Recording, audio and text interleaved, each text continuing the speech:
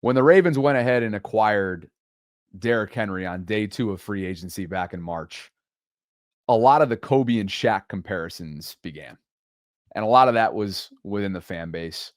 You would see AI shopped images, you would see photoshopped images, you would see collages, you would see so on and so forth. And I get it. Shaq, big dude during his time in the NBA, for sure.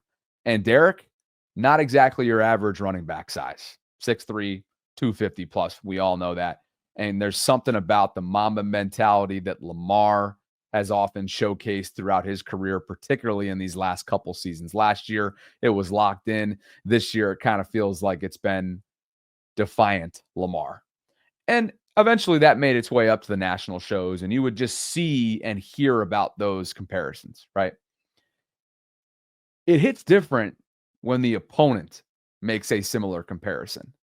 And that is exactly what Bills defensive tackle Ed Oliver did earlier today during his media availability, specifically, though, talking about Lamar Jackson and the late, great Kobe Bryant. And his defensive line coach was the one, he was just relaying a story, or in this case, an analogy shared by his defensive line coach. And I actually really enjoyed this. I'll be curious to see and hear what you guys have to say on the other end. Here is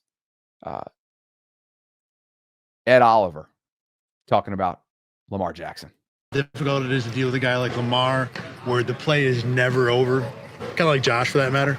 Our coach had a coach said something that really stuck with me, and he was like, he's like Kobe Bryant, and like how you can't necessarily stop Kobe Bryant. Kobe Bryant's gonna get his at some point, and that was a great analogy. Lamar's gonna get his at some point, and we know that, and everybody knows that, and everybody watching knows that. We just have to limit him, but he's gonna get his. We all know that. We all aware. We're not ignorant to the fact, but he is. Matt, our D-line coach, kind of made that analogy.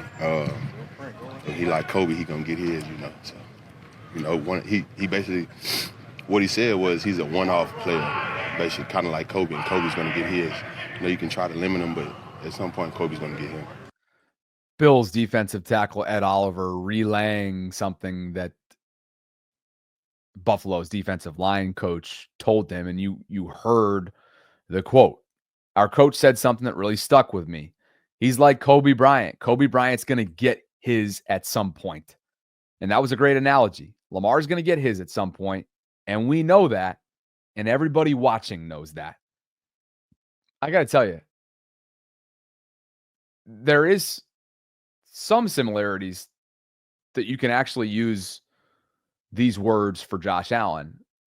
I get the sense that he will get his, to use Ed's words or his coach's words, at some point on Sunday night. But for Lamar, he's inevitable. He will always find a way to get his, and that's what makes him so incredibly unique. As a precision passer, he's proven that he will find a way to get his.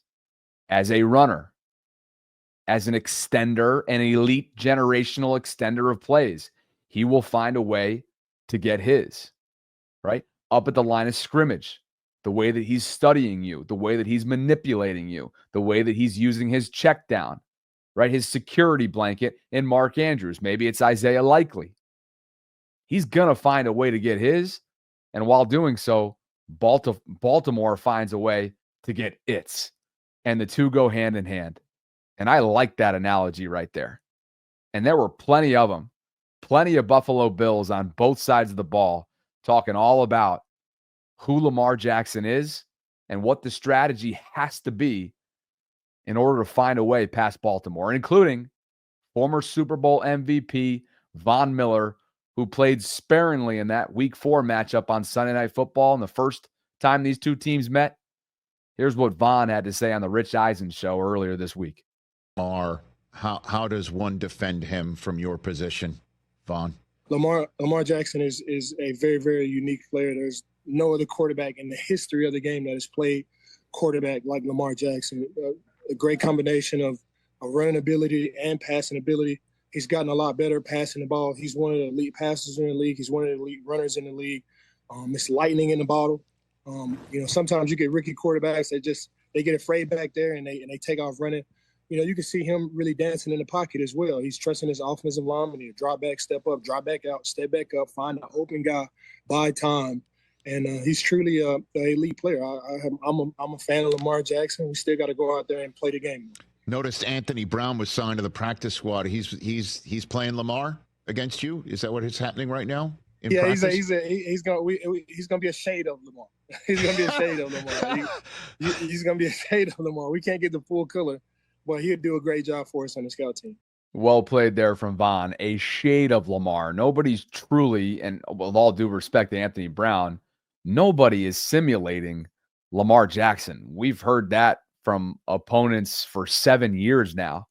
And I loved what Von had to say there at the end. No. Anthony Brown, former Ravens QB, was brought into Buffalo as their scout team quarterback. He signed the practice squad this week. So, not only his familiarity with Lamar being his teammate, but just some of the similarities in style. Again, not in the same stratosphere. And this is in no way do I want to slight Anthony Brown. It's just Von kind of pumped the brakes here. Now, wait a second here. He's going to be a shade of Lamar to try and prepare us accordingly for Sunday night. He also said, quote, "There is no other QB in the history of the game that has played quarterback like Lamar. He's one of the elite passers in the league.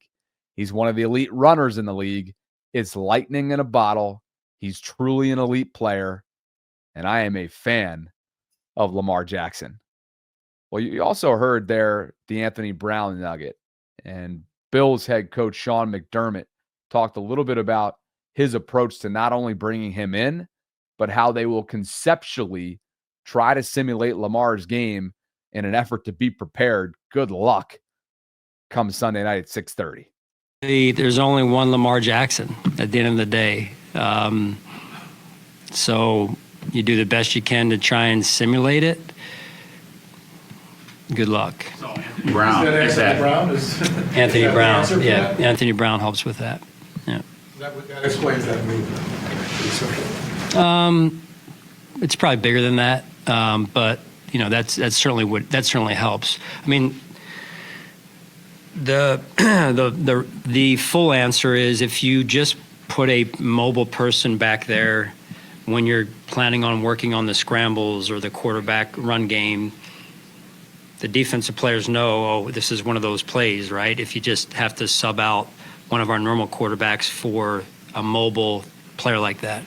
So, in order to hide that, what Anthony brings to the table is both. He can throw it, he can run it, and so there's a little bit more of I guess a true, honest look down in and down out, whether he's handing it off, dropping back, or doing some of the things conceptually, at least, that Lamar does.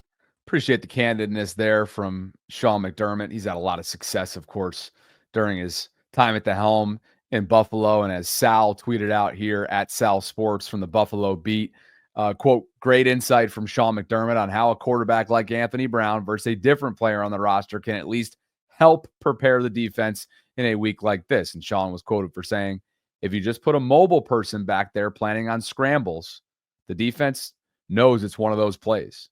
So in order to hide that, what Anthony brings is both. He can throw it and run it, a true honest look, down in and down out. Well, the reality is nobody, as he mentioned there is only one Lamar Jackson. Nobody can truly simulate him, which puts him at such a unique advantage time and time again, particularly when it comes to NFC opponents. And I know all of you are hoping for one more opponent from the NFC being on the Ravens schedule this year.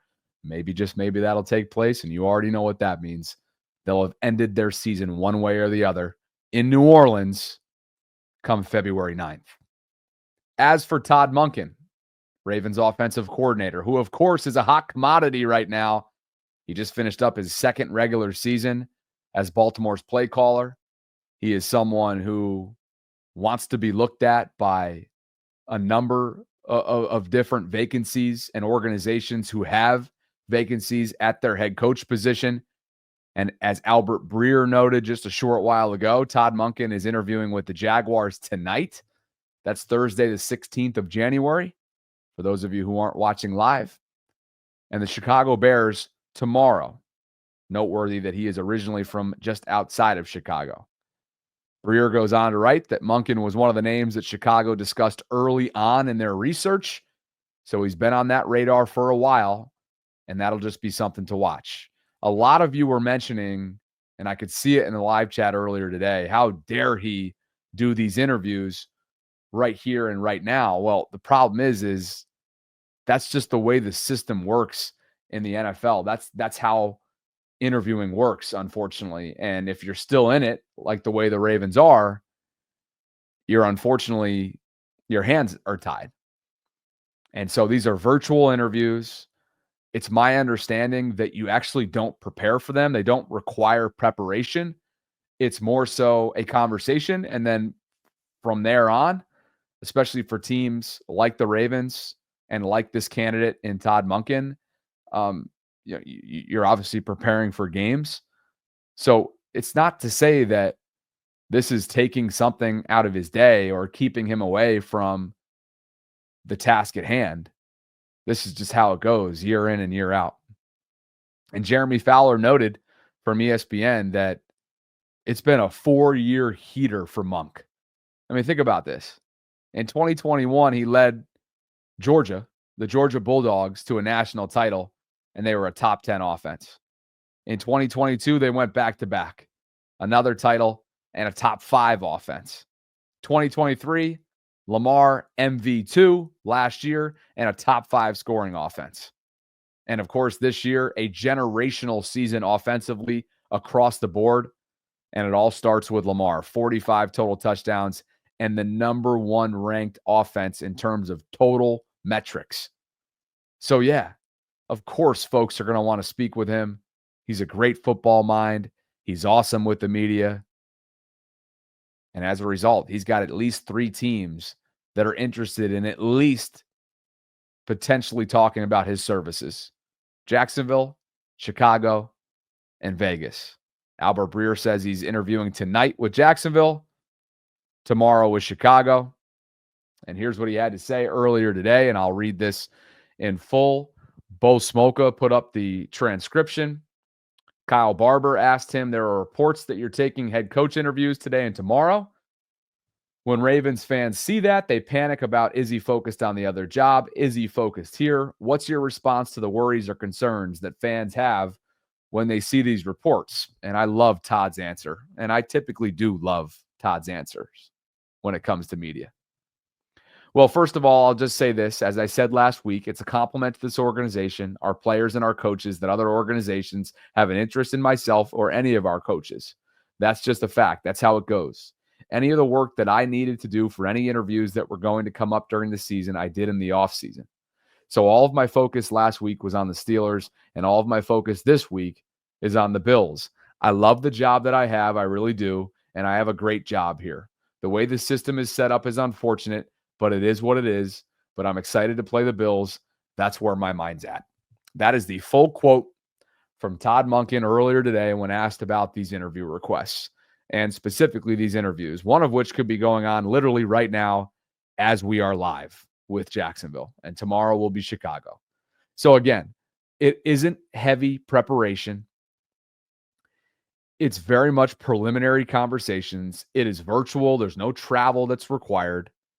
And I would guess, being that these guys spend all their time in the building as it is this time of year, it's probably just in a conference room right around the corner from his office, or maybe even in his office. So I don't think it's really something to truly worry about. That's the latest on Todd Monken.